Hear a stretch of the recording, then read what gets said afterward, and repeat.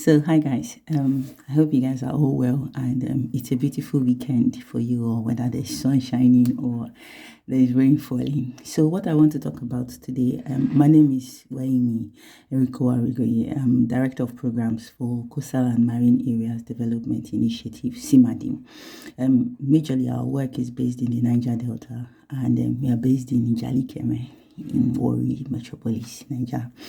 What I really want to talk about today is relating to the current rains, the flooding, and the lands we have. So I'm going to be using Warri as an example and also be citing other places. I might chip in a bit of pidgin English, but I just want to talk about our environment. So I'm still looking for the word that would serve or replace climate change, because I think most people do not understand that climate change is also happening even in a place like Warri and its environs. So I don't know if you know, but Warri itself, the place we all call Warri Udud, were majorly mangroves.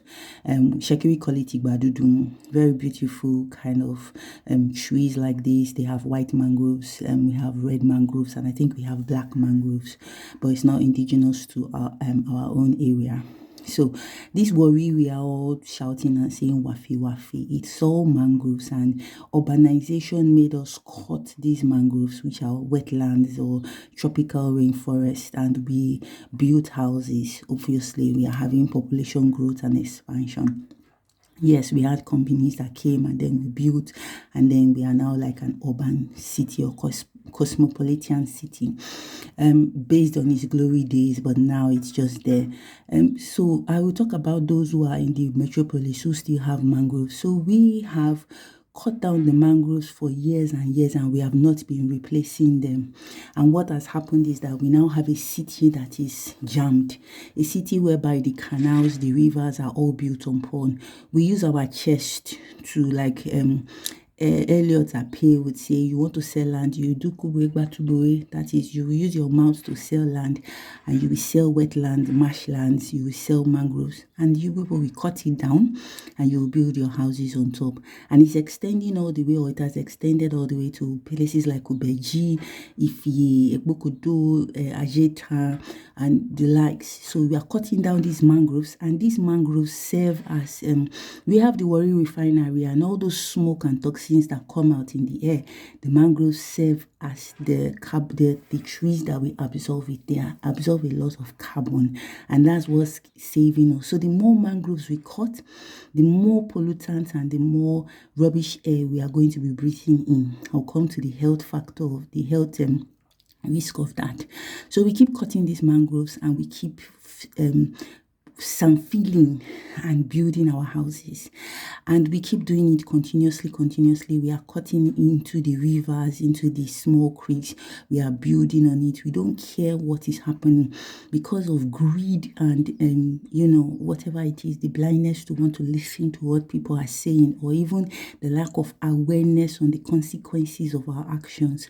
So it is getting rampant. I think we've sold all the land in Ubeji, Egbukodo, Ifi, Ajeta, and what we are now doing is we are now getting into the small rivers around, and we are busy cutting them down.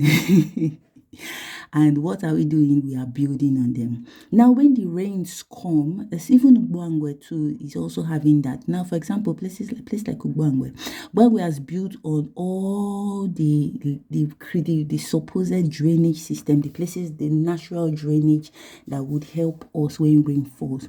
So what's not happened? And we've not channeled our drainage system properly. Our leaders or people who have been in government who are awarded the contracts, they all ate the money and did very shoddy jobs that resulted in very haphazard kind of drainage system. So when the rains come, like somewhere in Ubangwe, all the debts, and we don't have good waste management. So all the debts that are supposed to go to the right places where we are supposed to dispose waste properly, when the waters or when the rains come, the rivers take them down and they all go into the wetlands, where you have the mangroves and all, we serve as drainage system. We have built on all of them. So what happens when the rain comes? The floods start happening. All the debt will now be all over the street. And then that's how it's called repeated circle and circle. That's why you see having flooding. And the houses are sinking. So the house that you build that is very fine, big man house, fine house, in 5, 10 years, it is sinking. So it keeps sinking because it is not built appropriately. If you want to build on the waterways or in the wetlands or whatever, you need appropriate technology. So what we are using is we are using the old American system of building houses, and we are using it still in 2024. We are using it to build our houses in marshlands and wetlands and tropical rainforest and coastal areas, which do not and does not make any sense. So we are quite foolish in our ignorance, thinking that we are very rich-minded and educated people. And so that's what we are doing. And even far up to Ode Ishekiri, which is big Warri that we go to regularly, there is no urban planning for us to appropriately guide the lands we are selling. That is why you see a very learned person, well educated. He is going to build his house up to the riverside. You don't know that when rain comes and when the sea tides rise, which is going to continuously rise because of our actions, your house is going to be flooded someday, and your house is going to be cold. So that is where we have a lot of molds. And you know, when you have molds in houses, your children breathe it in, and you yourself breathe it in, especially for children. They start falling sick and start having cough that cannot go away. Even cough medicine is not making it go away. And they have asthma, and they also have other upper and lower respiratory diseases. So you start going repeatedly to the doctor. I have not also talked about, this is just when you buy land on water and you build on water and you cut down all those mangroves. And that's what I'm just telling you, that is just a small repercussion. If I go on, I start connecting the waste management. And when you do that, the floods come, your houses are sinking, you have floods everywhere. The waste that you throw into the river places or the roadside by the river, that place near Ife that you people put dirty that by that bridge there, all of them will swim, and where they have a particular place in New York City where sometimes they dump, it's a marshland, they dump dirty there, and all the gutters and all the waste comes into the place and it's all dirty, looking like a devil's dungeon. So you have high risk of disease, cholera, diarrhea, dysentery. You also have soil helminth, so you have worms affecting the children. You also have a lot of mosquitoes, so even calling home, you hear when are they down with malaria, that is because of the system that we have in our place. So when you are buying this land, you have to start asking yourself, am I buying on water? And with rising sea tide, what is going to happen? What is the ripple effect of cutting down this Igbadudun and all the trees? I don't see any reason why you would build a fine house, for example, in Ode Ishekiri or in Ubeji, and you will cut down all the trees. Don't you know that it's tree that is giving you oxygen? I can go on and tell you how cutting down Igbadudun, that's the mangroves, how it affects your health, how it causes flooding, how it increases the mosquitoes in your area, how it causes cholera, dysentery, how it causes a whole lot of things. I once wrote, my petition is still on. I was asking the federal constituency representative of us, of the Warri constituency, Chief Tomi Thomas. I tried getting to you and talking about mangroves, where you need a mangrove reorientation program. I tagged you, I sent a message to you, but I think your aides don't understand. In fact, my father was with you when you were doing I saw your speech about the first mangrove walk or marathon that we did, and you choose to be quite silent on it. Well, even if you think you are silent and it doesn't concern you, one of your houses is actually built on Sandfield Igbara.